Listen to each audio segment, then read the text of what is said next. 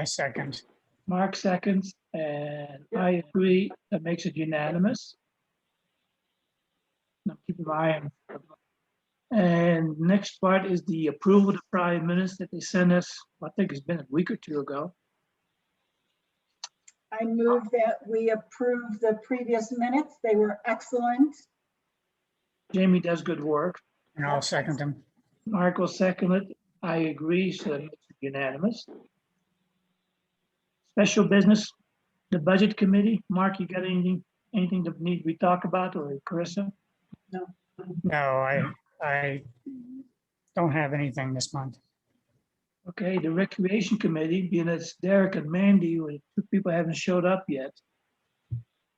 I'm gonna assume nothing at this point. And Mark and myself have not discussed anything about personnel, so there's no issues there pending that we're aware of. Except I do know we did get another resignation from maintenance group. Did we replace that other vacancy, Keith?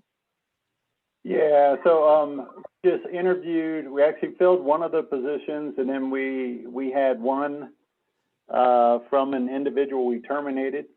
We interviewed an individual today, and we also made him an offer today. So we're waiting to hear back from him. So if he accepts, we'll be full house again down in O&M. Okay, thank you very much. So you're going to wait to see, Keith, you're going to wait to see when he can start? I'm sorry? You're going to wait to see when he can start since we have a vacancy open now? Right, yeah, so he has to give his employer 2 weeks, and so we're expecting him to start March 22nd or 23rd, right around there. Okay, I do notice that Mandy did show up. Thank you very much. She's trying to connect to audio, I can see that. So just for Mandy's information, we're down to public comments, number 6. I have not received any requests for public comments, and I've not seen any notes for somebody who has a public comment. So we'll go on to the manager's report, number 7A. So Keith gets to talk for a while. Okay. You got the floor, sir. Okay, thank you. So I was thinking that one of these months we'd have maybe just a couple bullets because we'd be able to sit back and relax and kind of casually look at things. Not. Yeah, so we had another busy month as usual, and starting out with the Zapinski claim. So the information that I have there is a little outdated because we actually got another court ruling as of March 8th. So again, the case was dismissed with prejudice. And so we're not really sure if Mr. Zapinski can come back and refile the claim based upon certain circumstances that he may have run into. So again, we're going to keep this open for, you know, another month, couple months or something like that before we again try to close this case. But our counsel is very well involved with this, so I will keep you all updated as we kind of proceed. So the tree pruning and removal services, so Southwest Sawyers, our contact is Johnny Cords. So again, we have projects, tree pruning and getting rid of trees in our right-of-way, again planned for this year. So our budget this year is another $15,000. And again, the focus of this is that we're hiring these folks in order to remove dangerous, dead trees that are of high risk from our right-of-way. So we're out marking, and then so when Johnny gets here, the first week of May, then we'll get him started on that project again. So recycling within Forest Lakes, Anton Whitehead from TDL. So he was, as everyone knows, he was part of last month's board where we discussed the viability of starting a recycling program in Forest Lakes. I had a lot of discussion with him, and there are still areas where we can't find good solutions for. And that's, one is for ensuring only paying customers use the bins. that would be located down at O&M. They still want the district to handle the billing for TDL, and they also want the district to charge everyone for recycling. And as we know, we have no rates established for recycling, so that's a public process. And I let Antoine know that for that to go through a public process, and then for folks that would not use the recycling services, it's kind of a hard push from the district side and the board side in order to charge people for that if they're not using it. So that area is still a point of contention. They're requesting space for 5 8 cubic yard bins down there. So we were going to meet with Antoine down there yesterday. Looks like our schedules got a little twisted. So we'll plan that again to find out if they can physically fit, with the focus being WCA's operations need to take priority. Don't have a good system for ensuring garbage and recyclables stay segregated, and that the overall responsibility for cleaning up the debris when the cans come open from the winds, TDL said that they will come down there and clean up the area as needed. So I'm not really sure how responsive they're going to be to us calling them to pick up any debris that has fallen out of the dumpsters. So for now, I consider this whole issue to be shelved. The next item has to do with a photovoltaic system or solar system and potential savings on electricity. So in 2020, our average electric bill averaged about $8,100 per month. So that included electricity bills for our lift stations, pressure reducing stations, pump stations for our wells, mail stop, Mountain View office, and for the community center. So we were approached by Shaw Solar with a potential opportunity where we could enter into a lease with them where they would own, operate, and maintain the solar system for the district, and we would purchase the system's electric output for the length of the contract. So, and the contracts typically would involve a 25-year lease. So we gave Shaw Solar authority to access our LPEA accounts so they can start determining whether this could be viable for the district. They actually have gone to LPEA, gotten our information. I received an email from them today that they have, I believe it was 4 potential sites where they potentially see savings in electricity costs through installation of a PV system. So we're going to set up a time where they can go out and physically survey a lot and see if there's potential savings there. The next step would be that if they do come to any conclusions, I'm going to invite them to speak to the board because this is a lease issue and I want the board to be on board with this whole thing as well. Property tax. Sorry, one explanation for everybody, because the district cannot take advantage of the tax benefits that the PV system actually generates for people, which is why we're talking about leasing something. Is that the whole crux behind why we're talking to lease to them, Keith? Yes. Okay, I just want to make sure the other board members are aware of that there's no benefit by us buying it for the tax write-off. We don't have taxes. Okay, so Right. that's just a clarification for everybody. Yeah, Tony, and just one point, because the tax credits, and you hit the nail on the head, because I know when we installed solar systems at our house, we do get tax credits, and you hit the nail on the head. We're tax exempt, so. Yep. Property Okay, so they taxes. wouldn't be panels. I'm sorry, they wouldn't be panels on a building. They'd have a lot somewhere with the panels, and they could provide electricity to each one of our sites now, including the new office? No, so the new office right now is not being looked at, just because it's a new office and we don't have that, although I wanted to include solar with that.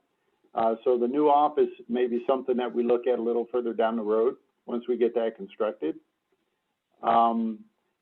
But they looked at 4 sites. I think there are potentially 20 different sites that we had that are metered. It's approximately 20. And they found 4 of those sites which would be conducive to potential savings by installing a PV system. Does that make sense, Carissa? Right. So basically, we're talking about providing electricity to all our buildings down at the maintenance area.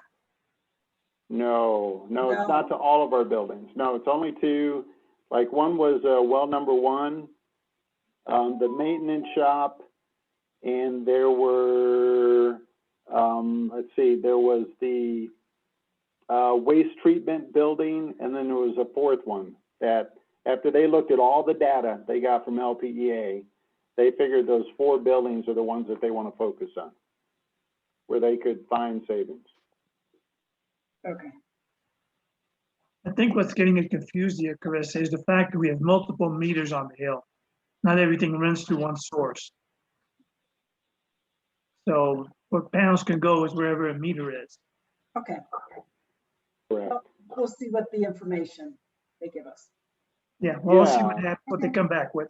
That'd be interesting, because we definitely get sun down in the valley there. Yeah, no doubt. And Chris, I thank you for bringing up the office building, because originally when we put that out for bid, we included the solar as part of that, and also a board meeting space. And the board meeting space is definitely out right now just because of the cost, but I would definitely entertain solar on the new office building. It's a great location for it. It would be a solar array which would be placed on the ground, but we'll see what they come up with for these 4 other buildings. Okay. So the property taxes, I think I mentioned that. So our initial large distribution of revenue from property taxes we're expecting tomorrow, which is good. The next item has to do with Spruce Way Pine Top Drive main line extension. So at February's board meeting, Rick Phelps from RT Construction suggested that we contact residents to determine whether they'd be interested in paying the water and sewer taps up front so the district could extend the utilities. So we sent letters out to all the lot owners, and there are 22 different lot owners, informing them of this plan, and we requested their feedback by March 10th. So we have, it's tomorrow. So the goal is, if we generate enough interest, our expectation is that the property owners would complete a service agreement and pay their tap fees by November 15th, and then we would come in next summer to complete the mainline extension. And then, of course, if this whole process test case proves viable, then we can look at applying it to Snowbird Court, which would be the next one, and then kind of working our way through the subdivision to fill in those holes. So just to give everyone an update right now, so of the 22 lots, we have 6 lot owners that are interested. So what that equates to right now is that we are about $41,000 short. And that's after the district has thrown in the $30,000 that we had already originally planned for Spruce Way. So we have another day, so to kind of bridge that deficit gap. So I'll keep everyone updated as we go along. Were these the 6, were the lots included where that contractor was going to build? Did they answer? Yes, they did answer. He's only interested in only four of his lots. Okay. Because they're the ones that he would be most likely building on sometime soon. Okay. Yeah. So the parcel boxes, so we identified at least 12 doors that are busted on the existing mail and primarily the parcel boxes, and we're unable to find replacement doors. and we're not able to rig them to work. Our initial thought was we could go ahead and weld them. They're aluminum doors. So we're going to permanently seal them and purchase parcel box modules to replace them in the spaces next to the newspaper boxes in the library stand. So our goal is to purchase at least 2 of them this year and then 2 of them next year. We reached out to the postmaster, and she is totally okay with the plan. Community Wildfire Preparedness Day. So Charlie Landsman, who everyone has heard of, he's our La Plata County coordinator for Wildfire Adapted Partnership. So he contacted me on February 16th about the Community Wildfire Preparedness Day that they're planning for May 1st. So the National Fire Protection Association and State Farm partner annually to provide $500 grants to communities and individuals reducing wildfire risk on that day. So they landed on the idea of a community/disposal day where volunteers would bring trucks and trailers to transport slash for homeowners who either do not have the equipment or capabilities to transport slash themselves. So we think this is going to happen. Our staff is set up to support it. And as we get closer to May 1st, we'll have more information coming out about that whole activity. If I can add one thing into this thing, because my wife is actively involved with Charlie on this whole project and another gal, that if anybody is interested in volunteering to transport, and here again, this is, the people have to move the slash over the side of the road where we can pick it up. And they have to call us to make arrangements to have people go and pick it up. But you're free to call Ann if you have any interest in this at 884-7636. Because she's one of the ones coordinating them. Hi, everybody. My name's Julie. Sorry, I just bumped in here. I'm also working with Ann on coordinating this effort. And I missed the first part of Keith's update on this, but I submitted for a grant with NFPA. I don't know if we have that funding or not, but if we do, we're hoping to use some of that to reimburse volunteers for helping us out. We haven't decided how much yet, but if they are willing to help us out for the day, you know, volunteering with a truck, and if they have a truck that they have, but maybe not a trailer, which is my situation, then we also were considering looking into reimbursing for renting a trailer, if that's something that would also help out. But at this point, what I think we really need are some volunteers to help kind of transport and drive a vehicle and or trailer to move stuff from their, you know, residents' driveways to the slash pile across the street. And yeah, in addition to contacting Ann and I are working on this closely together. I'm helping her out in the background with stuff that she requests help with. Julie or Ann, what's included? All we're gonna What do would you is, pick up? all we're gonna do is pick it up, take it down to the yard, and that's it. What would you pick up?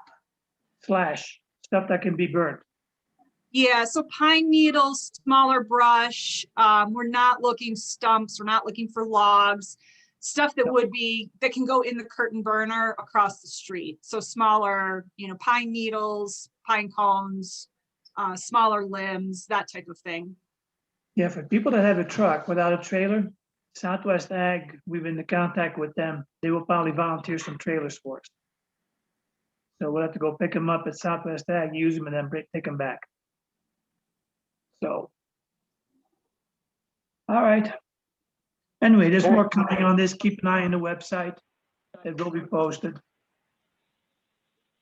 And for those of you that are on Facebook, social media, I'll start putting some stuff out there too on the Neighborly Forest Lakes group. That's the only group I know of for the neighborhood. So I'll put stuff out there. Next door. Next door. Oh, thank you. Good. I will put stuff out there. I haven't joined that one, so thank you. Are there any other ones that you guys know of that might be good? Or is that primarily where most folks go to? Okay. Thanks. Sorry, Keith, we kind of hog this table there. Oh, no worries at all. So the new office construction, so to give an update on that, so First Southwest Bank is the bank that we're going to be going through for the loan, both construction and then the mortgage. So they requested a total of 33 documents from us. So to date, they have 32 of them. The final document is the agreement or contract between the district and Hodder Construction. And that is actually one of the resolutions that we have on the agenda for today. And then so once Tony signs that tomorrow, Martin Hodder will sign where he needs to, and then that is the final document that we need to get to First Southwest Bank. So also, well, we knew that there was going to be an impact to the new office budget due to the escalated cost of lumber. And Martin Hodder provided me with his itemized sheet showing the information. So the net increase to the budget because of lumber increases primarily is 13 grand. So we went from 347,385 to 360,502. So that was a net increase. So also, I say net because we actually reviewed the floor plan last week as well, and we made a couple changes to the final floor plan. So we changed the roof from asphalt shingle to metal. We changed the wainscot on the exterior from rock to corrugated metal to save dollars. We added 2 additional windows to the floor plan, and we added an additional wall and door for the reception area so we could control access to the folks that would be coming into the new building. But even with all those changes, the major increase was lumber. The additional 13,000 is going to be handled through our established contingency and not through the loan. So the loan amount will be $347,000, rounded down from 385. So we don't see any other required changes currently. And Martin Hodder provides himself in being transparent with all of his costs, which is a huge reason, in addition to the fact that his bid was deemed reasonable and our decision to go with him. The other important item that the residents need to know is that the district will be required to transfer $347,000 from our Colorado Trust account to secure the construction loan, since USDA will not allow First Southwest Bank to reimburse borrowers. These funds will be held in a certificate of deposit or CD and transferred back to Colorado Trust with interest once construction is completed. That is another resolution that is on the agenda for this afternoon. And so everyone knows we've uploaded all the current plans, elevations, et cetera, to our website for everyone's viewing. And so weekly, we continue to monitor progress towards our milestones and getting a new office constructed in the subdivision. And that's shown in the board packet as spreadsheet 1. And still we're on track to start construction in April, first part of May, depending upon the weather. And one of the things that the board members may not know at this point, but it is in my spreadsheet 1, is that I'd like to plan a ribbon cutting ceremony. So we will shoot to do that sometime in April, where we'll get the board members out there and we'll get the shovels, the gold painted shovels and the hard hats, and we'll physically cut the ribbon. This is huge. This is monumental for the subdivision. So we want to play on that. And Martin Hodder is all for it as well.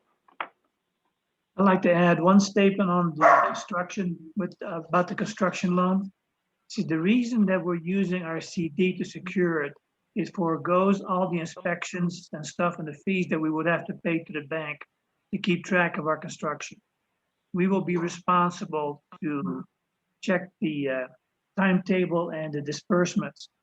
And once we approve the disbursements, then the bank will give us a checkbook that will in turn pay for the releases for the construction loan.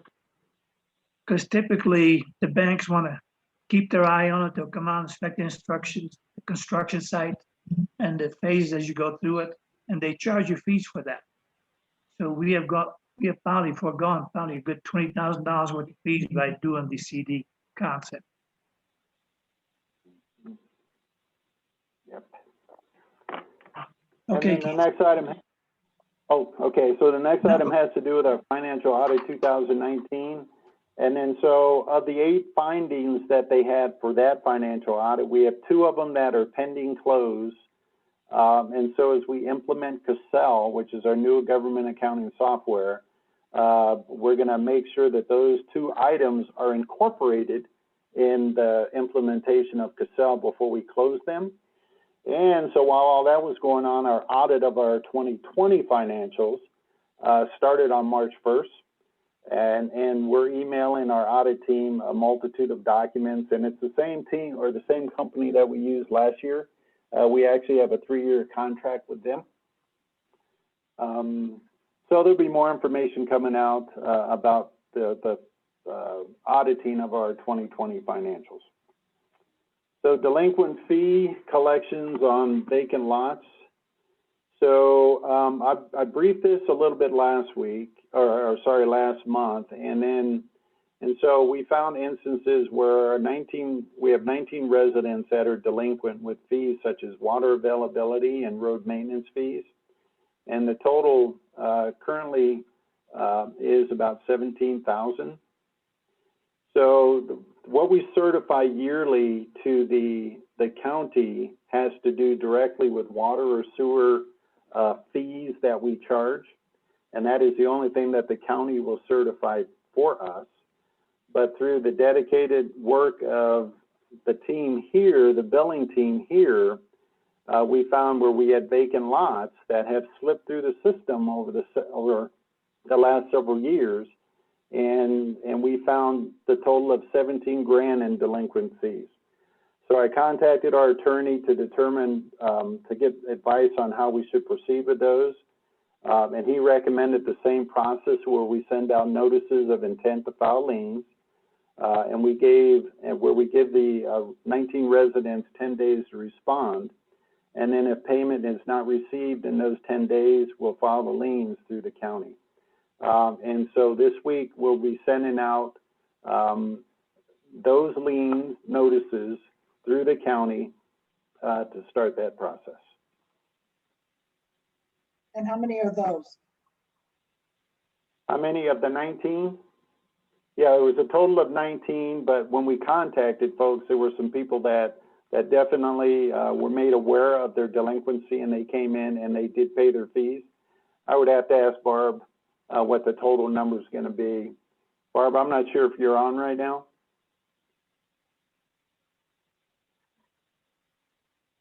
Chat? I don't think so. Yeah, I'm waiting here, Barb. Yeah. Yeah, Barb is on. Okay, just curious. Okay, we'll be updated on that as time goes on because we need to certify those entries. Yeah.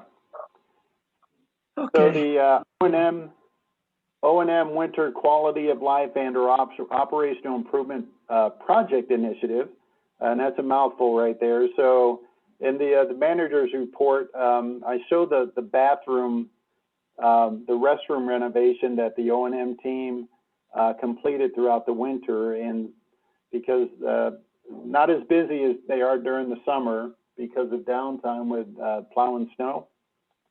So that last year they renovated the bathroom, and this year they actually took one of our trailers that we haul heavy equipment on and building materials and that kind of stuff, and totally revamped the trailer, and it actually looks really incredible. So kudos off to that team in making that project happen. So last month I reported on Alpine Forest Drive that we had an individual that was living on that property without water or sewer. So I contacted code compliance in the county. The county sent him a letter stating that he needs a permit for a shed over 200 square feet and a land use permit for staying in his trailer for over 30 days. So bottom line there is code compliance did not help us whatsoever. I contacted San Juan Basin Public Health, made them aware of the situation. They contacted me on March 1st, and they're going to investigate this further. But I heard from them today is that they're probably most likely not going to pursue this based upon people not physically seeing him dumping anything on his property. So we're not getting any support from San Juan Basin Public Health. I contacted Colorado Parks and Wildlife because the individual is actively feeding deer on his property. Ty did contact the individual, and that has ceased. He's no longer feeding deer on his property. And then this was one of the individuals that was delinquent. So sent him a certified letter on February 4th, got returned to us. And he's delinquent in the amount of $659. And so we sent him a notice of lien, didn't get a response, so lien will be placed on his property. Capital improvements plan, the master plan. I've been talking about this for almost a year, ever since I got here. And so the capital improvements plan was the very in-depth look at the condition of our water, wastewater, and roads, and to develop a roadmap on how to address the repairs and any upgrades that are needed to bring our infrastructure into this century. We got the report from Rick Johnson this week, actually yesterday morning. And so very, very comprehensive report. He did an incredible job. And then so I'm setting up a time where he's going to meet with my staff on the 18th so we can review the report together. And then April 7th is the date that I propose for him to brief the board. And I'm getting inputs from the board right now on whether they will be available, but this will be a work session. So this will also be open to the public. So the public can also hear what the proposed requirements are for our infrastructure. What time on that 7th? Right now I'm proposing at 1:30, and I'll send everyone out an appointment, Carissa, too, but yeah, if you want to throw that on your calendar real quick. Can we see if we can use the library to meet for that? So you want to try to meet in person at this point, or? I think there's enough space that we can space out and be in compliance, because if the library is not available, and I could talk to the Lions Club, who also has tables set up and separation of people, and where we can sit there in the common area and kick this stuff around. You still put it out on Zoom too if you want, but I think because I went through it last night, okay? And there's a lot of stuff in there, and we're talking a lot of money. Yeah. And there's issues that we need to address. Some are immediate, some create question marks. So this is not something that needs a lot of attention, let me put it that way. And I think it would be a hell of a lot better if we sit in the same room and talk, even if we had to put a mask on. And we're well within what the CDC, or not the CDC, but the San Juan Basin Health has done. And you can look at the website as to when you can meet and how many people can. So I know the library's got space, they got the tables, they got the chairs, and if they are not available because of their own rules, then I know the Lions Club has got at least 14 tables, 6-footers, and they got plenty of chairs in there. I'm going to see right now if they have something on their events calendar at the library. Okay, so Yeah, anyway, I like to pursue that type of a meeting. Let me put it that way. That's the bottom line to it. 'Cause Is it's this, big. would the plan be available? I know you guys have to review it and kind of digest it, but would it be helpful to have the plan available to review for people could download it on the webpage and review it prior to the meeting on April 7th? I don't think so, Julie. This is really a board issue at this point. Because there's a lot of things in there that the board has to decide what to do about. But the meeting will be open to the public. If the public's welcome to attend and listen to what we're talking about, yes. The library has nothing on their events calendar for April 7th. And I know that large meeting space, on the east end of the building would be plenty large for the board. Oh, I know. Yes. It's ideal to where people can, so anyway, we got time to put this together Okay. yet. We got a good part of a month. So Keith would kindly pursue that and keep us on the curve and board members on the loop as to what we can do. Please. Hey, Yep. Tony, this thing says it's going to be a working session. Is it a working session or a public meeting? Well, It, Keith said it has to be open to the public, so I'm gonna go with his decision on that part. Okay. I thought a working session was for us to go through there, because there's a lot of things, several things in there that I don't quite understand how it would come into play. yeah, That's so fine. work session, it is open to the public. Work session, the only thing is there's no real major decisions that can be made during a work session. And that Understand. differs from the session where the public is not invited to attend. Okay, no, I understand. I think the public needs to know what some of this includes. I mean, come on, there's $10 million worth of a sewer plant in there. Right, So- right. Yeah, I will check with, first I need to check with our engineer because I know he's had health issues. And I know he would prefer that it be a Zoom meeting where he doesn't have to be in the public, but I'll get back to you all. I'd appreciate it. Yep. And I think Derek said Thursdays were bad. Do you remember what he said? Yeah, that's what he said. And so April 7th is Wednesday. Right. Okay. Yeah. Yep. And then Chris Brandewy is our individual from USDA that is doing our rate study for us. That was a major component that Chris was awaiting. So I actually sent a copy of the draft CIP to Chris as well, so he could review it. And then I invited him to be part of my staff meeting, meeting with staff, and then also the meeting with the board. So more to follow on that. Yeah, Derek was Tuesday, Friday, and Mark, can you write in the chat if that's good for you?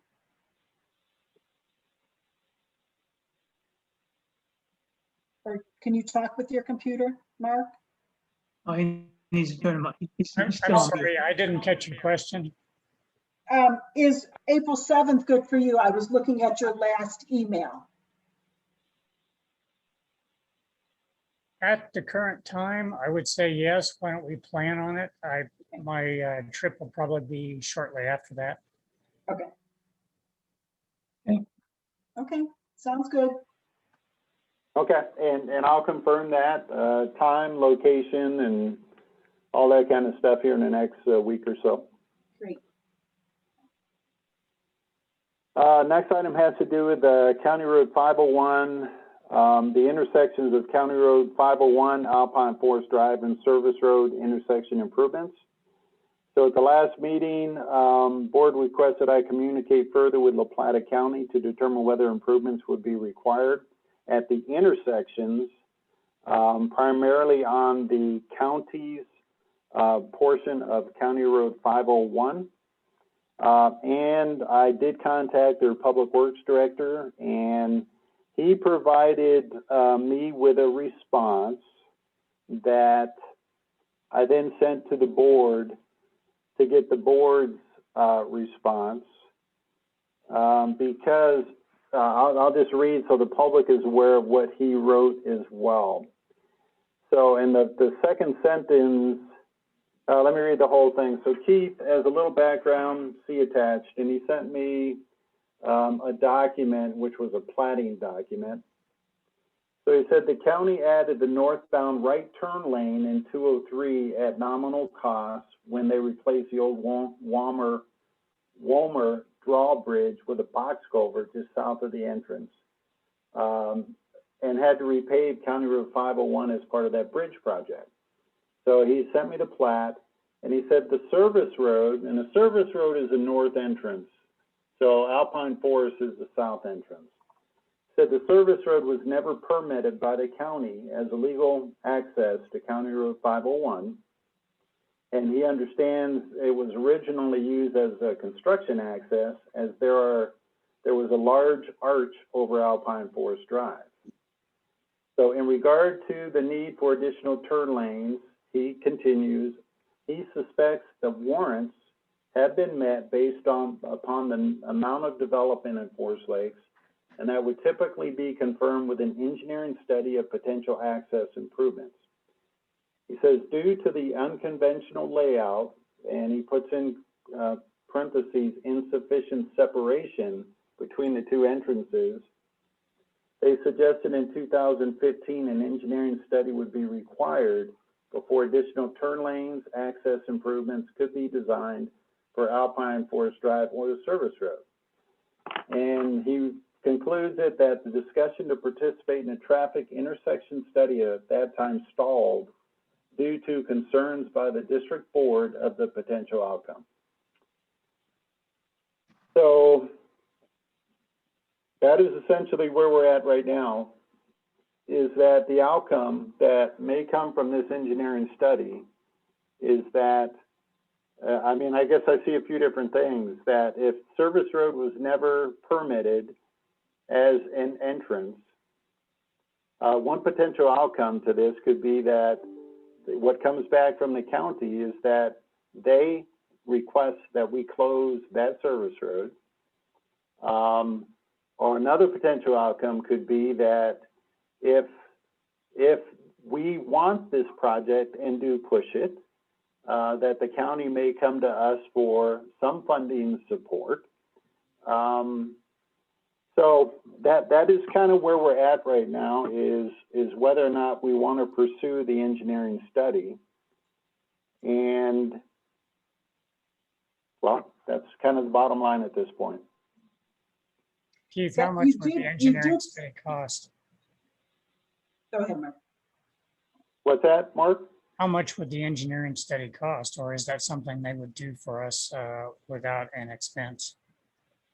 I didn't pursue that any further with him, but engineering studies are, I suspect that they would come to us to fund some of that, because it's usually contracted with an outside agency.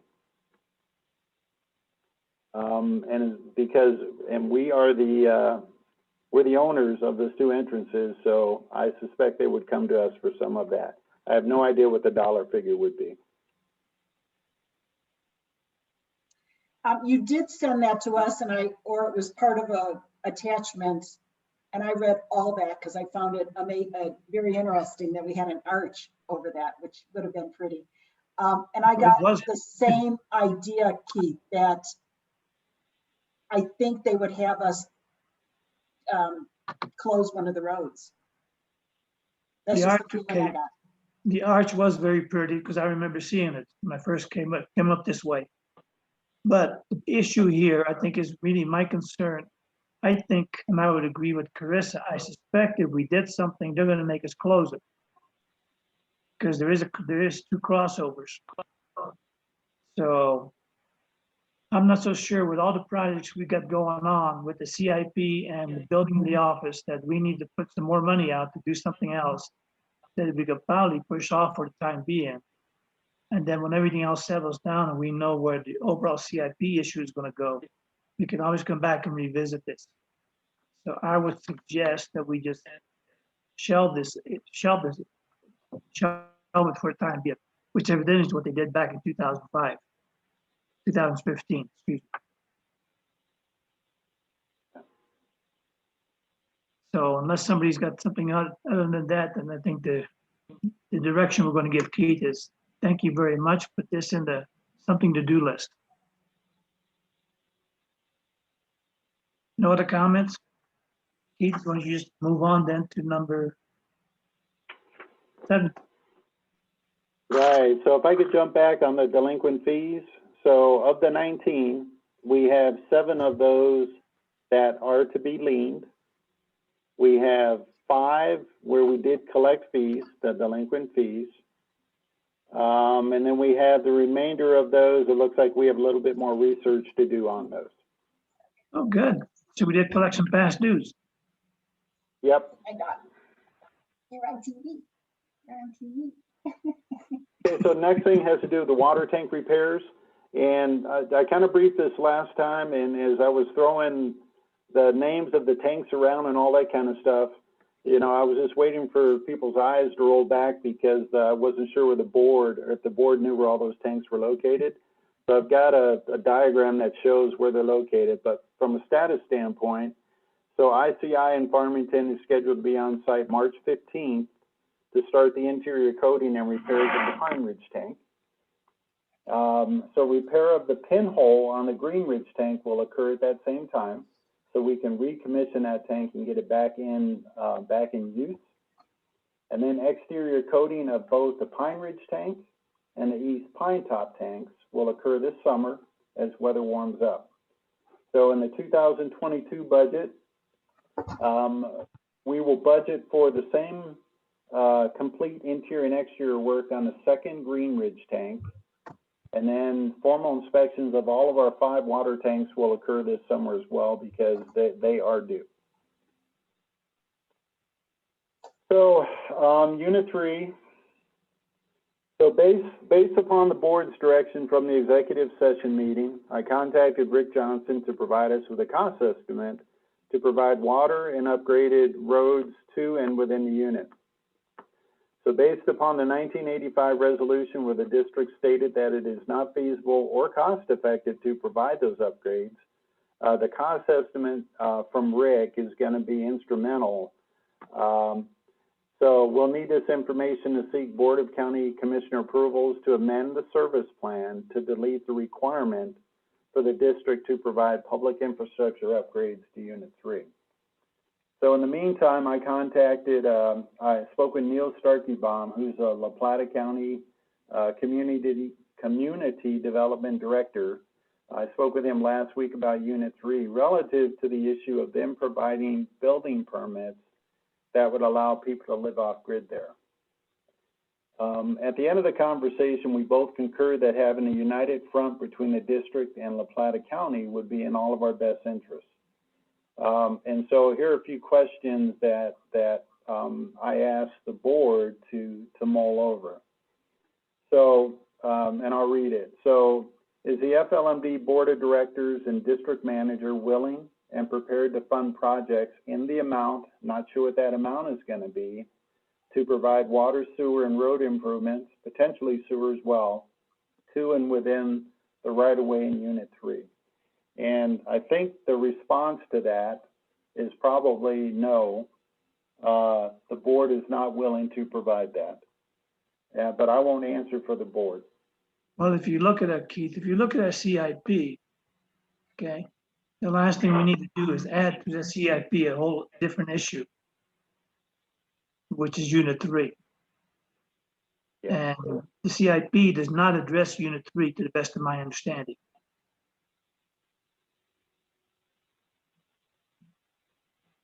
So Yeah, I'm still reviewing the whole CIP. I need to take that home as well and read over that where I've got a few quiet minutes. But okay, so I assume the answer to that would be no. So, and if not, does the FLMD Board of Directors and District Managers support subdivision residents living in Unit 3 without? And the reason I'm throwing these questions out here, because these are questions that Neil Starkeybaum and I were discussing. And like I say, you know, when it comes to the issue of the lady that has bought all the property up there or others, does the district even support people living up there without adequate water supply for fighting fires? And I suspect the answer to that is probably no as well. Do we support having a road network within Unit 3 that is adequate to provide year-round and safe access? As we talk about safe access, we're talking about width, driving surface, maintainable snow removal for residents, and emergency response vehicles to the unit. And I would assume that the answer to that is yes, that we do feel like a road network like that is needed. And without that, we're not really sure that emergency response vehicles can get in there. Are we willing to support folks living up there without any fire mitigation to help mitigate fire spreading? Are we supporting, and do we support having an adequate means of fire egress from that unit, which we currently do not have? So do we support folks up there having suitable on-site septic to handle human waste? And I suspect the problem, or the answer to that, is yes as well. But the reality is, because it's bedrock, that the likelihood is it's not very likely. So are we willing to support folks up there having a means to dispose of their trash properly and efficiently? And is the district willing to issue key fobs to Unit 3 residents? Do we feel like recouping some associated costs for wear and tear on our roads is necessary? Do we support recouping some associated costs, like transfer fees for setting up accounts? And do we feel it's necessary to have street signage up there that would allow emergency services personnel to find residences? So I throw all of that out, and because they're the issues that La Plata County is grappling with right now as well. And I know it, in some cases we have tried to defer to the county that, well, the building permit issue is in their hands, when I don't think that's totally necessarily true, because I think the district has a position on whether or not they support all these items that I just identified. Well, there's one thing I think people need to be aware of, especially the board, when it comes to costs associated with wear and tear and using our roads to get to that Unit 3. We do collect a piece of property taxes on every single one of those units up there, and we have been ever since they exist. Even though it could be minimal, but there is a certain amount of income that we get off of it.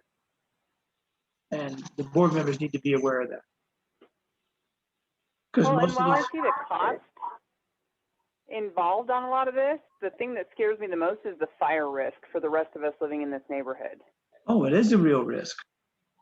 I mean, if you Yeah. look at the subdivision up there, no matter what you do, their excess or their way out of that Unit 3 is through the whole subdivision. It's a mess. There is no easy way out from up there. The only thing we can Is really it knock on, possible? well, we're lucky Sorry, that go ahead, Tony. we're lucky there's only talking about 3 people right now. One guy's lived up there for a number of years. One just moved up there last year, and then the lady with the 30 lots. So those are the only 3. Two live there. There's a new guy up there with a large RV, and he Yeah. was attached to a tree. He's finally gotten it, so he is up there. And he's got stonework for outdoor fires. He is chopping wood when I walked there last. Then and then across from the woman who wants all this permits, it looks like it's just they have a small trailer, but up further from the road is a framed house. Now I took pictures of it if you want to see. Then No, I know, then that's right right. at the corner of the I two know who that roads is. is a huge driveway, beautifully. And that's the lady, that's the lady from Durango. And Yeah. Rod is the one with the small trailer that built a small shack for his son. He's got and he's gonna frame out a whole house up. Yeah, He claims, the last time I talked to him, that he is getting building permits. But there's a Yeah. contradiction there, because he's not. then right at the intersection, after we stop our maintenance to, I think that's Pine, well, everything's Pine something. I walked that driveway. It's beautiful, huge driveway, better than the street. But Yeah. all they've done is uprooted all the trees and laid them on the side. If that isn't a fire mitigation problem, I don't know what is. All huge, beautiful trees uprooted, just laying on the side, up to an area where he's got just whatever regular trailer is, not an Yeah. RV. kind of trailer. Yeah, So that's the he's gal, I done some think. work to do that. Yeah, that's the gal. I think she has something like 30 lots up there. Okay. So Right. if we don't provide water and sewer, what is their other option? Are they just going to dig wells or provide their own cisterns? I mean, could we have a requirement that they have an extra cistern for fire resources or something? I'm just trying to think of a way around that. Well, I think the position the board has to take and has to come to a decision on, do we get involved with unit 3 at all in any way, shape or form, and if so, how? Or do we continue to do what we've done for the last 35 years is, hey, we have no involvement up there, I'm sorry. Because But unit it sounds 3 like that's not an presents, option moving forward, right? pardon me? It sounds like just ignoring it is kind of not an option as people are starting to move up there. I'm not sure why you want to change the position. I mean, we can't afford it. I mean, look at the CIP. We're talking millions and millions of dollars CIP for what we have to do. So, I don't disagree, but by the same token, the wildfire risk that could be posed on the entire neighborhood by not acknowledging the Yeah. fact that folks are residing up there is really significant. no doubt about it. But we also have residents within our units that we provide services for that have also done no fire mitigation. And they're, I think, a greater risk because it's like right next to my house, you know? So along with everyone else that is close to my house. True, but by the same token, most of us don't build campfires in our yard nightly, whereas up there, I think that might be more of a informal expectation. Again, you know, Carissa, you and I both walked up there. We both know the folks that are up there. I feel like they're a little bit maybe more willing to take that risk than here, where we would be having them in a fire pit, or, you know, our fires would be in a wood stove. I don't know. Just playing devil's advocate more than anything. No, it's definitely an issue. But we also have that issue here within the units that Hey, we have guys. services for. We can beat this thing around We the do. horn.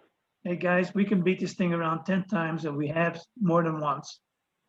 And I make one suggestion is that we incorporate this with our CIP meeting in April, because number one, it does involve developmental cost, no matter how we do about it. If we get involved in any way, shape or form, it's gonna affect the whole subdivision.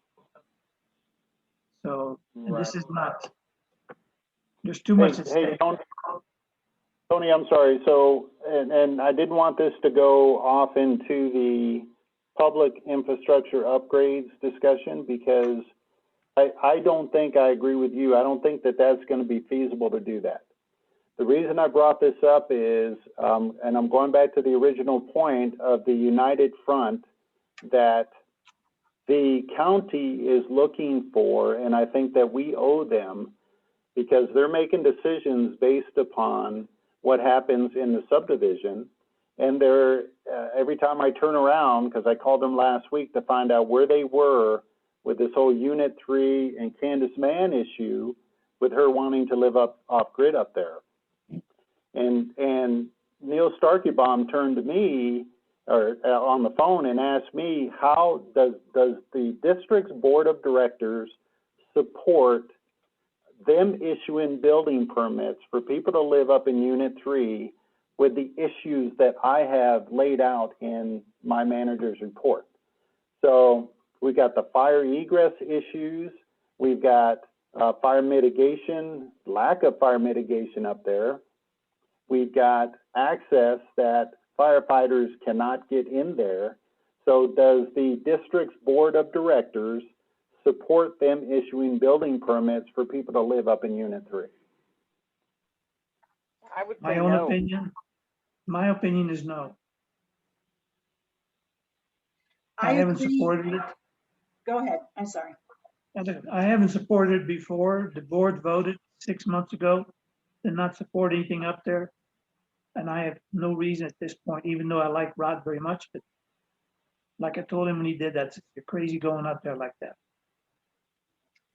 So I'm sorry. I agree to have a united front as long as they agree with what we decide. Well, if we tell the county no, then they're gonna have to go on the limb by themselves. Well, no, Tony, because the county doesn't support it either. Because of those issues, you can't get, there's no way to fight fires up there. And for all those various reasons, they also do not support building permits up there. But they Okay. didn't want to step on the district's toes either. Well, we got 4 members of the board present. And this is one of the few times that I'm just gonna make an emotion that we would not support issuing permits in Unit 3, period. So do I have a second on that? Yeah, Tony, this is Mark. I would second that. Okay, I'm sorry, who said yes?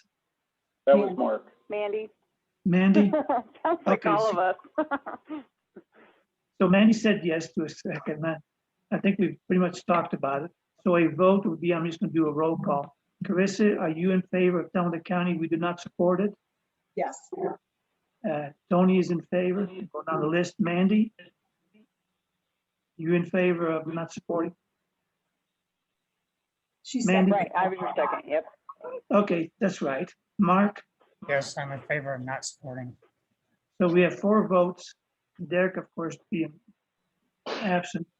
So it's unanimous that we would not support the county issuing permits up there. can Okay. Keith, there's your answer. can we add Got to it. that motion, or does it need to be a resolution?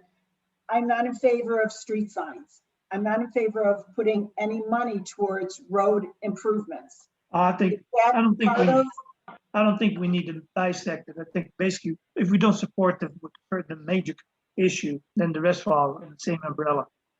Okay, All right, guys. Can we send letters or something to the people that currently own lots up there that maybe they're not allowed to burn on site, just as a safety precaution for the rest of us?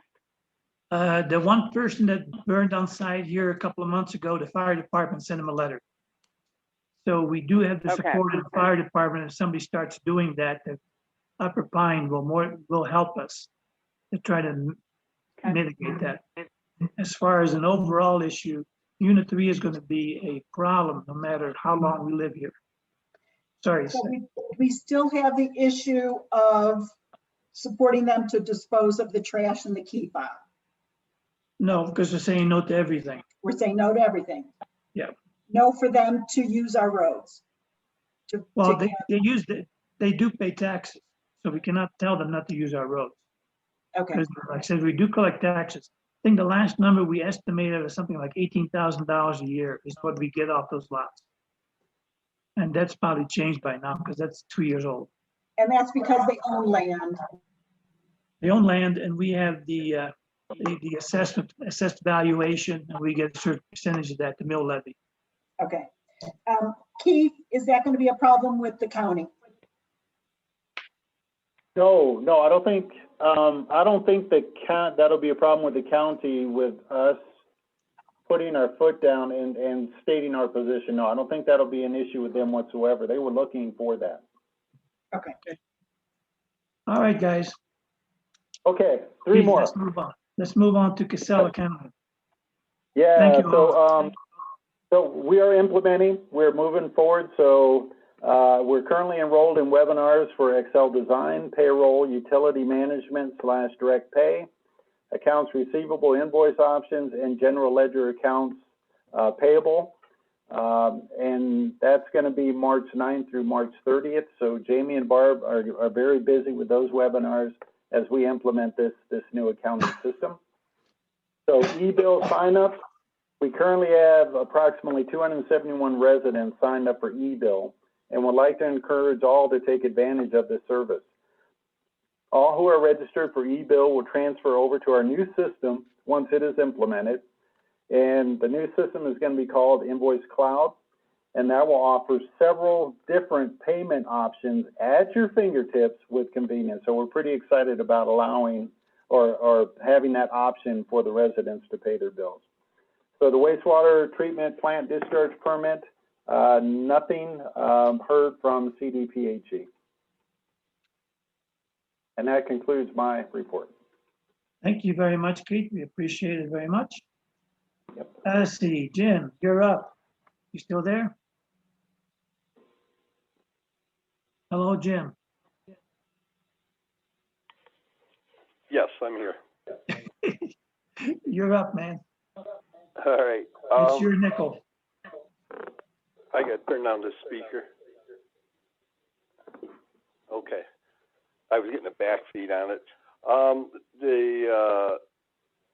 We started with the maintenance of the equipment, trying to get it ready for spring. As everybody knows, we plowed a couple of times. We did go out and push back some snow banks that were getting out in the middle of the road. We cleared the mail stop we get it cleared, and then the next thing you know, the sun comes and melts the snow on top, and we got a big berm across it again. So we did get up and get that cleared out of the way. We did go out, start clearing, getting the hydrants cleared again. They're pretty much all melting away because once those hydrants heat up, it melts the snow away. We had to do some maintenance on the plows. They had to put a skid or two on. And we also did grader maintenance. We had to put a couple of grader cutting edges on. We met with Brown Hills technicians to address that we had a internet problem here in our office, and the cellular that we had installed wasn't quite working right, but it seems to be working, a lot better now. If the internet went out, we'd lose contact with our PRVs up on Pine Ridge and Green Ridge, and so that's why we had the cellular issues, the cellular phone system set in. And now that it seems they've got the bugs worked out of it, they had to get hold of up in Denver again, their main office, but they got that worked out, so now we don't have to worry about it. We haven't had hardly any problems with it now. We did some road maintenance on the entrances, and wherever they're out working now, pulling ditches, pulling the gravel out of the ditch back up on the road. We want to get started on it as soon as possible. There's a few potholes in the cement approaches to the entrances, but there's not a whole lot we can do with those. We can't, pour any kind of concrete or anything now. So we'll just have to play that by ear. As soon as it warms up a little bit, we'll take care of it. All of our vehicles are running, and we haven't had any, injuries or anything like that. So that we actually was doing pretty good. We're just, like I say, getting ready for spring, trying to get everything up and running. And I believe that's it. Thank you very much, Jim. Can I just say one thing, since I'm a resident? I'm not for letting those people in Unit 3 have trash fobs and using our facilities, the brush pile and everything.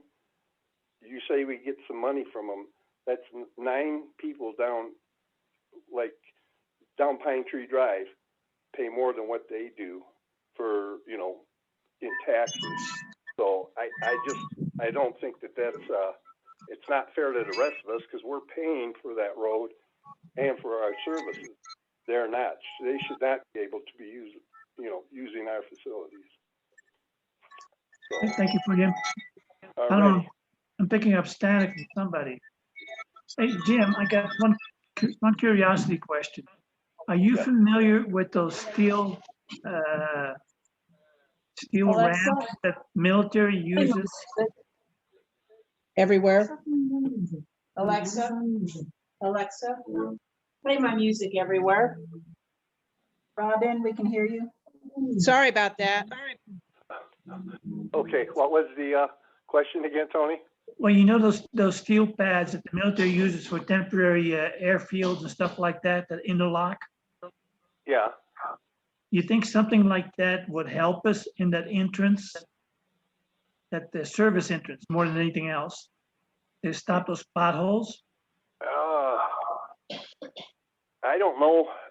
I don't know what the problem is, what the answer is, because it's also the heavy trucks, our trucks during the summertime, or during the winter with the big plow trucks and the graders. Mhm. And then it's all the delivery trucks and, Understand. people hauling up trusses and wood packages. Yeah, I know. I just don't know what the answer is, because Okay, unless you pull them out and then redo them, and we don't have the money to do that, all we can do is just keep we'll clean them Okay. out as soon as we can get some warm weather where some concrete will set up, and clean them out and refill Okay. them. all right, just a crazy idea. Okay, see, I think we're back to Keith for the financials, item 7C. Okay, so on the property tax distribution report, so through February, we received 0.7%, which is equivalent to $5,000 of the levied property tax. And this year, we're expecting $661,946 in revenue from that. And as I briefed earlier, we expect the initial large distribution tomorrow.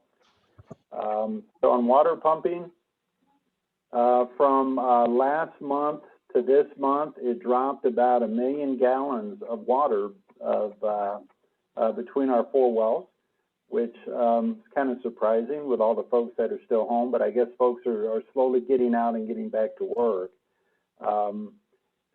And I have the charts that show the comparisons between all 3 years. So in 2019, at this time, we're at 4.4 million. 2020, at this time, we're at 2.9 million. And this year, we're at 2.2. So overall usage has gone down over the past 3 years.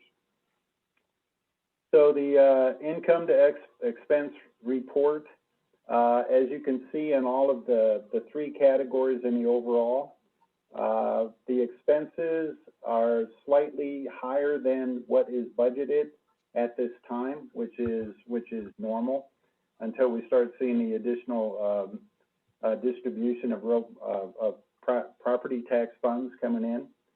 So overall, revenues are at 6% of budgeted, expenses at 9% of budgeted. As soon as we get that initial distribution, those numbers are going to flip-flop back the other way. And that's it, Tony. Okay, thank you very much. Let's see, number 8, unfinished business. Paving the front entrance, I think we already talked about that. Keith covered number 16. Unit 3, I think we pretty much covered that with number 18 when we talked about that, came up with that resolution. Yep. New business, I would like to add an item in the new business that we can talk about in the future for make it unfinished business. The community center / recreation building that's sitting up there. I know some of the current board members may not be aware, but we did have an analysis done of what's wrong with the building, what needs to be done to it. I think we need to drag him out, bring up the topic and find out what are we gonna do with it up there. For us to have our meetings back up there would be not advisable because of safety factors, because of the concrete, the brick wall that's falling apart, the heaters that make more noise than the rest of us do when we were in there. So I think it needs to be a topic that I would like to bring on the surface and add to unfinished business next month. So we can start talking about it in the interim. People can just get hold of the improvement cost or the analysis that was done and get familiar with that so we can kind of see where we're going to go with that. Unless somebody else has other new business, I think I'll draw into my reading lessons and start reading some resolutions. I had one question. Shoot. Derek and I are on the recreation committee, and I just wanted to see if everybody was okay with this. We were thinking of doing like a food truck night and possibly using that land over there by the community center, that big lot right before as you head back to the park. I just wanted to see if anybody had any opposition to this, if I called a couple food trucks from Denver and the 2 that are here frequently, and we just did it one night a month. And if we had a good success the first time, maybe we continue it through the summer. Does anyone have any issue with that? I think What a it's a great very, idea. Great I think idea. I think it's a great idea, Manny, except I think you need to talk to Keith. And the only thing concern I would have is liability, insurance liability. Yeah, I'd make sure they were all insured, but yeah, whatever other requirements you guys have, if everyone's on board, I could start doing some research. And I I think that's think they need to be, certified by, remember Mr. Pizza Man? He needed a certification from the La Plata County Health. Maybe they have that. Uh-huh. But I noticed Yeah. at Yep. the dollar store, they had, the pizza. Barbecue. They're the barbecue guy. No, they had the taken Papa baked pizza Murphy's. guy. Papa Murphy's taking bacon. Papa Murphy's, thank you. Yes. All right. If I Add could jump him in to there the real list now. So Anyway. Mandy, yes, Carissa hit that a little bit. So San Juan Basin Public Health, That's it. all of these folks have to get permits from San Juan Basin Public Health. Now, Yep. Katie's Barbecue, we've had several discussions with him, and our plan as of a few months ago was to move them over to the community center, and then now we have Chicken Coop. And to have all of the food trucks set up over there permanently versus in the at the entrance. The one issue that we Yeah, ran that's a into great with KD's is there was no, they couldn't get any internet access over there whatsoever. So, and they take a lot of their orders over the internet and through their phones. So that's why we went back to locating them back at the front entrance again. So you will probably still run into that issue with other companies as well, locating back there. Let me check with Jared Davis. Let me see if he has any suggestions for that. Yeah. Maybe we So want to great talk idea. Yeah, maybe to solve the internet connection, the tower is right above the rec center up there on top of the hill. I know, that's crazy that there's no internet right there. So I I think can maybe get we it could talk walking to, up the hill. I can get it walking up the hill, but not below. Right. or maybe we could talk to the people that own that tower. They can do something about that. Because Yeah, there let is a me, dead spot. that's who Jared is. Jared's a visionary. So I'll call him and start that first to make sure that if that's an issue, Keith, now that I know about that, thank you. But yes, I would assume that and would require anybody that comes on our property, you have to have your own liability and you have to have a health department permit to even have your food truck open. Yeah. Right. So I'll do some research. I won't announce anything. I'll confirm it with you guys, make sure everybody's good. But it was something I just wanted to maybe try for the summer. Thought it would be a fun community event. Yes, it would be. Be awesome. We like it. Can I Okay, interrupt? I'll get to work. This is not a board item, but I'll be really quick. I'm working with Wildfire Adaptive Partnerships along with Tony's wife, Ann. We do have a fairly sizable chunk of money that's dedicated for mitigation, specifically for Forest Lakes. The grant will pay up to 75% of mitigation costs. It's through Wildfire Adaptive Partnerships. And I'm just trying to get the word out, but I wanted to let you guys know too, that if you want to talk with your neighbors about it, they can contact myself or Wildfire Adaptive Partnerships. But yeah, up to 75% reimbursement is a really, really good way to get some of the brush and trees mitigated off of your property or your neighbor's properties. If you know someone that is looking to do that. Julie, what's the best way to Carissa, will you contact put you? that? Carissa, Well, will you put that on our actually- Facebook page? I'll put it on the Facebook page and actually, Chris, I just joined Nextdoor based on your recommendation here. So I'll put some stuff out there for both of you guys on who to contact. But we have it's a sizable chunk of money that has to be used this year. So I did it with my property earlier this year and it turned out, or last summer, and it turned out to be an absolutely fantastic move. I got basically my entire property mitigated and it was pennies on the dollar. They reimbursed me 75% of the cost. So it was fantastic. Okay, Can they guys, do guys, Awesome. Any Hey, of the green guys. belt? just be aware, if you go to the mail stop in the mail building, on the door, there's a bulletin board. And that bulletin board has all the mitigation information on there that Julie's talking about. Because that's where Ann always supplies it. It's on the door of the mill stop building. So see We behind have- me, Oh, that's the back outside my property around the lake. Can we get that mitigated? It's not Metro District property, but if it's your private property, yes. Okay, But we're not doing neighborhood grants at this point.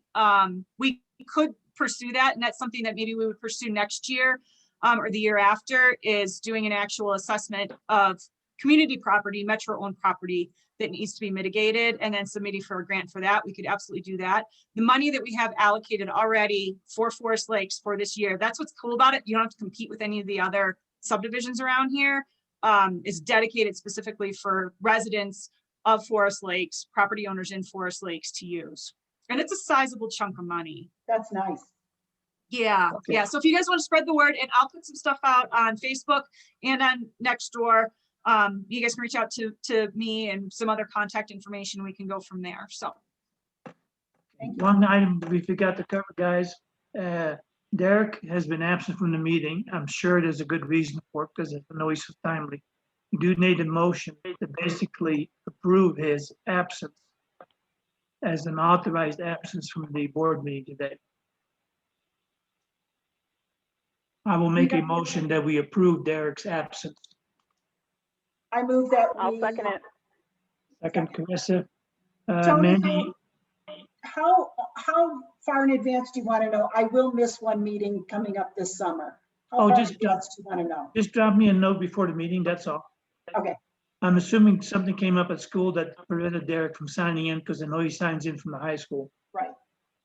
So I got myself, Well, I and I got do know Carissa, that his Mandy. schedule's getting really crazy lately because they're rescheduling all these sports events. So he's traveling quite a bit with different teams. Okay, So I know he's pretty busy right now. I'm assuming Mandy, you okay with that? Yep. And Mark, you okay? Yes, I'm good with that. Thank you. All right. Let's go into the resolutions. They're really, well, there's three of them, I guess. yes, I'm sir. gonna, if it's okay with everybody, I'm just gonna forego the whereas and the where-tos and the resolve that you have resolved. Okay, and just go into the meat of what the resolution is all about. And the first resolution is 2021-3, Community Bank of Colorado Designated Depository. The community bank is where we keep all of our current checking accounts. Okay, let be resolved that all checking drafts, notes, and orders drawn against account numbers, operating account, water sewer account, payroll account. And we're authorizing the signatures of myself, Tony Schreier, as board president. We're approving Derek Martin as vice president. Mark Rushfeld is approved as treasurer. Mandy, wait a second. Mandy Roderick as director. Carissa Hannigan as director. Keith Roundtree as district manager. Jamie Echeverria is the office manager, and she's authorized to transfer PRA accounts and transfer within those accounts only. Barbara Ross is the assistant office manager, and she's authorized to transfer to PERA and transfer within those accounts only. Whose signatures shall be duly certified to said bank, and that no checks, drafts, notes, or orders drawn against said bank shall be valid unless so signed. Said bank is hereby authorized and directed to honor and pay any checks, drafts, notes, or orders drawn, whether such checks, drafts, notes, or orders be payable to the order of any such person signing or countersigning such checks. And that means we are all gonna have to stop by the office and sign the signature cards all over again. And in witness hereof, blah, blah, blah. So do I have a motion to approve resolution 2021-03? I move the adoption of resolution 2021-3. And I'll second. Okay, second, Mark seconds. Steve, Mandy, you're okay with it? Yeah, and are those already ready? Do you guys want us to come by and sign those? I will, Keith, when are you gonna be ready Yes, for us? that's, I think you said yes. yes, I did. Okay, and I'm approved. So the resolution is carried unanimously. Thank you. Financing Resolution 2021-04. Financing to construct a new office building. Now therefore, be it resolved by the Board of Directors of Forest Lakes Metropolitan District of Colorado that the district is hereby accepts the loan terms provided by First Southwest Bank, not Western. And the acceptance will happen with the board president acceptance, which is me, and and return of attachment A2 to. I thought First Southwest Bank was a one with an ST, that in the word first. Keith, would you check into that? I'm sorry, Tony, you thought what? The First Southwest Bank, their official name is first, a one with an ST, Southwest Bank, not a word first. Yeah, so a lot of the communications that I've gotten from them have been written both ways. Okay, I just happened to notice that, sorry. Yeah. Anyway, the Board of Director President Tony Schreier is hereby authorized to execute all documents necessary to consummate the loan. And that the board accepts First Southwest Bank requirements for a cash secured construction loan whereby the district will transfer $347,000 from the Colorado Trust account to First Southwest Bank during the construction period in the form of a CD. Okay, a resolution to approve 2021-4. I move the adoption of resolution 2021-04. And I'll Marissa, second. thank you. Mark seconds it. Mandy, you okay with it? I'm okay. Sorry, I keep muting. That's all right. And I'm all right with it, so the motion carries unanimously. Flipping the page.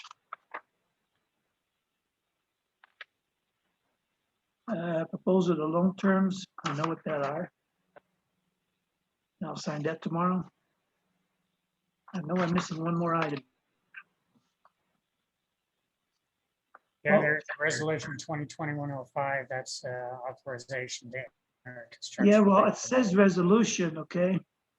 But the attachment B that I have, which is the independent contractors agreement, I don't really have a resolution called 2021-05. It's in the package. Somehow, Mark, would you mind if you had a copy of it, reading that piece of it, Sure. please? Yeah, resolution 2021-05 is construction agreement with Otter Construction Incorporated for the construction of the new office building in Forest Lake subdivision. And this resolution authorizes the Forest Lakes Metropolitan District to enter into an agreement with Otter Construction for the construction of the new admin building in Forest Lake subdivision. And it has been prepared for your signature and with Jamie's attesting to your signature. And let's see, there is an attachment. It's the independent contractor agreement. And it lays out all the terms and conditions there. And it's I have- quite a few pages long. Just for the record, I've read all 15 pages, believe it or not. Okay, So I'm fine with the agreement and the attachment and the exhibit there too, which basically this details the payment schedule. okay, so do you want a motion to accept the resolution then? I will make a motion that we accept the resolution 2021-5 construction agreement with Otter Construction. Do I have a second? I'll second. Carissa, Mandy, are you all right with the resolution? Yep. And Mark, I assume you're okay with it also. Yes, Resolution carries unanimously. So our resolutions are completed. Hey, Mark, here's your hotline. Approval of disbursements. Yes, I make a motion that we approve the expenditures for the time period of 10th of February to the 11th of March in the amount of $31,086, $31,086.92. I'll second that motion. Yes, Carissa is okay? Yeah. Mandy's okay? Yep. And that is the last piece of paper I have. I would like to thank everybody. And just for the office's information, I will be over at the office probably give or take around 11 o'clock tomorrow morning to sign my life away from the looks of it. Mhm. So Sounds- if that is not acceptable, just give me a holler when you have a chance. If don't do it, do it after one. Either way, it's up to you guys. That works, Tony. Okay. Yeah, I'll by tomorrow afternoon, mid-afternoon. Let's see. Does anybody want to make a resolution that we adjourn the meeting? I move that we adjourn at 3:06 today. And I second. Mark seconds. Nice meeting, guys. Thank you very much, Julie. It was nice seeing you and meeting you on the online. I'm sure we'll do more with the fire mitigation stuff as it goes on. Thank you. It was nice to meet you guys again too. Thank you for your help. Thank Guys, you. take care. Have a good afternoon. Stay dry. You as well. Bye. Sure. Bye.